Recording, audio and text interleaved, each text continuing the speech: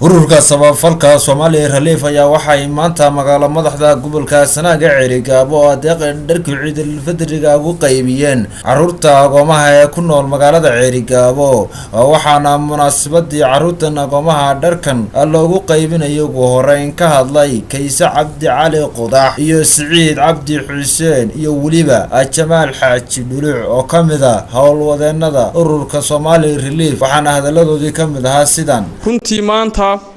kulankani wuxuu ku saabsan yahay ardayda agoonta ah ee hay'addu gacanta ku hayso ee madrasada tan lagu baro cilmiga diinta ayaa hay'addu ku ciidsiin doonta iyadoo la guddoonsiin doono arday walba dharkii iyo kabihii ku ciidi lahaa haday tahay dhinaca inamada iyo haday tahay dhinaca hablahaba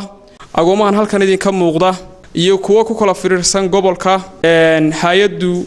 runtii wixii ay u qaban kareysay way u qabatay haday tahay dhinaca waxbarista iyo haday tahay dhinaca taakulaynta waxaanu aad ugu mahadcelinaynaa dadkii ay maskaxdooda ka soo maaxatay fikradan agoonta inta gaar loo ururiyo in quraanka Ilaahay subhanahu wa ta'ala la xifdisiyo iyadoo wixii markaa kale lagu taageeri karana lagu taageero hadda waxaanu idinku bishaareynaa ardaydii saad arkayseen namuudajkoodii intoodii badneed quraanka inay meelo sarsare ay marayaan oo ay dhawaan insha Allah ardaydu xufaad isugu soo wada bixi doonto dadka hantida soo bixiyay waanu ducaynaynaa Ilaahay subhanahu wa ta'ala meeshaad ka soo saarteen khayr haydin ku bedelo Ilaahay hantidiina hal laban laabo Ilaahay sadaqada bisha Ramadaan aad la baxaysaan mid caafimaad idinku bedelo ifka aad wanaag ku heshaan aakhirana jannada Ilaahay subhanahu wa ta'ala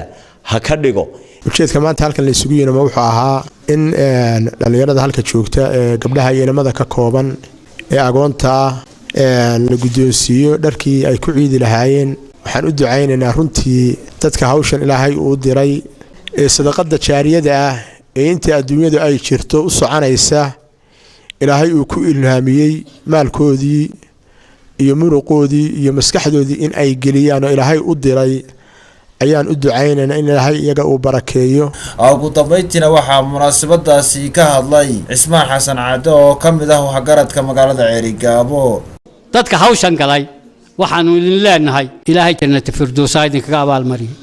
waa u dadaasheen dadaalkiina Ilaahay asiyo maalinta yawmal qiyaamaha Allah xasanaadka Allah idinku daro oo idinku ducaynaynaa waana helaysaan nin waliba wuxuu doono man shaqa laqaba leeyahay يوسف عبد حسن عادة تلفزيون عربي يونيفرسال مقالة Ceerigaabo